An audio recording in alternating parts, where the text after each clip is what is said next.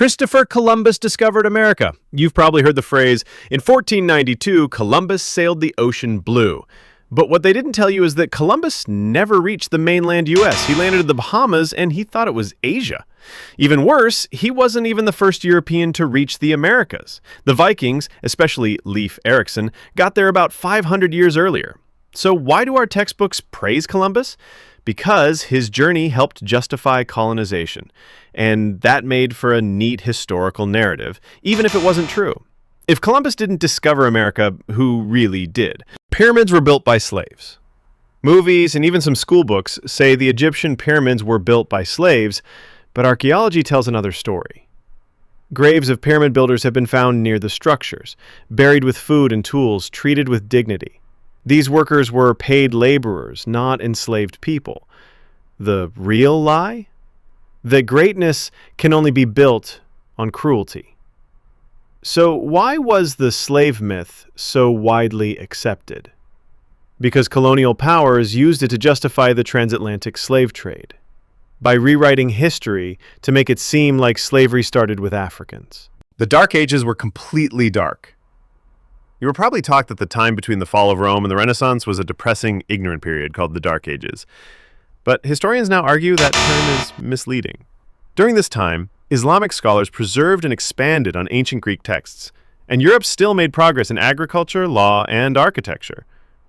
The real darkness? How much we oversimplify history to fit a dramatic timeline.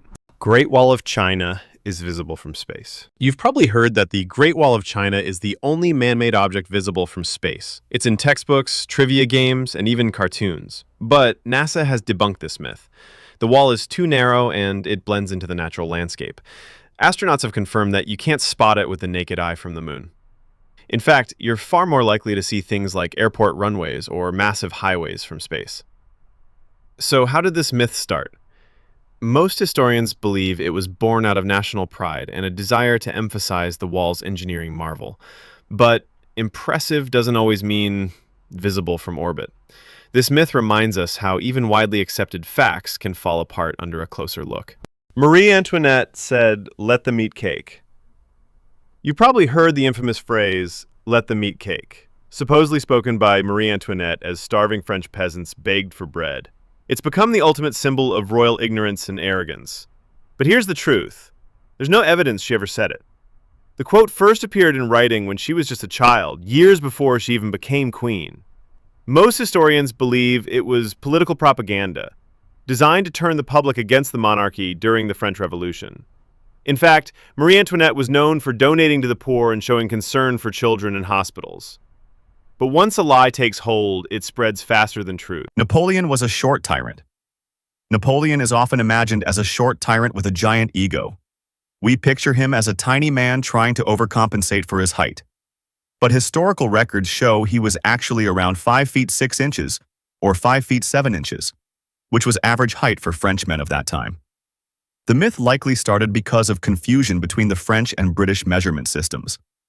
Others believe it was simply British propaganda to mock him after his defeat. Ironically, Napoleon even surrounded himself with tall bodyguards, which made him seem smaller by comparison. Today, the phrase Napoleon complex is still used, but it's based more on myth than reality. Salem witches were burned at the stake.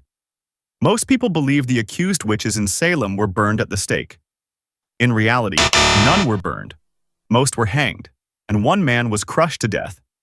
Burning witches was common in Europe, but not in colonial America. Giles Corey, the man crushed, refused to enter a plea and died saying, "More weight." The hysteria began when young girls claimed to be possessed. Accusations spiraled, often used to settle personal grudges. Today, the trials are a symbol of how fear and superstition can override justice. Thomas Edison invented light bulb. Thomas Edison didn't invent the light bulb from scratch. He improved on earlier versions by inventors like Humphrey Davy and Joseph Swan. While Edison made key improvements to the filament and lifespan, the core idea already existed. He was a master of marketing and knew how to get the spotlight. Many of his inventions were actually developed by a team of researchers he supervised. Yet history often gives him full credit, overshadowing other contributors.